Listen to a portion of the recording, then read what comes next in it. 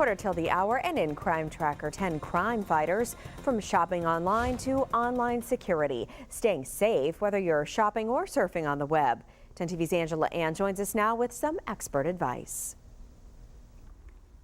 Well, this morning we are joined by Detective Brett Peachy along with Preston Tart with the Westerville Division of Police. And I first want to talk about this cyber online shopping. I mean, millions of people went online on Monday for Cyber Monday. Preston, let's talk about some safety tips when people do click and buy. All right, the first thing you want to do is you want to make sure you go to a reputable site. There's so many different websites out there and they offer so many different products that sometimes you don't know if you're checking into a good website or a bad website. So the best ones are the ones that you know the most, that you've heard about from friends and family, and those are going to be the safest bet. And they also say look for that little yellow lock, right, at the bottom of the website or something to know that it's secure. Exactly, that secure site locked down there, that's exactly what it means. It means secure. They're going to be secure transactions, so your money's safe as you transfer it over the internet. And something that people always get when they feel like this is a safe website is once they buy something, they get a confirmation email. But that now is something that some hackers might be getting into as well. Yes, we're finding more and more stories where you get your tracking or your confirmation number, and it will tell you to click on the link to actually track your package, see where it's at.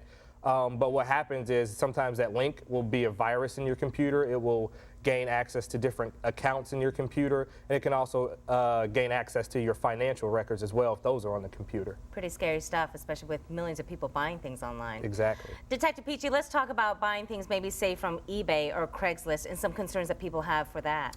Well, obviously this time of year so many people are buying items online, and when you go to stores online and can't find the items that you want, it's normal to go to some of the internet auction sites like eBay and find those items that are no longer available on the websites. You want to be very careful when you see or decide to purchase something on one of these sites. Number one, make sure you go and check the seller's feedback. Make sure they have a very high percentage of positive comments. Obviously, it makes it a lot more likely you'll get the product that you want in a timely fashion. Secondly, if an item looks too good to be true, more than likely it probably is. And the other thing I always try and advise people on sites like that is, if you can't afford to lose it, you probably shouldn't send them the money. So if you are, the victim of fraud or anything like that, you don't want to be for tens and $20,000, which we've seen at times with internet auction sites with vehicles.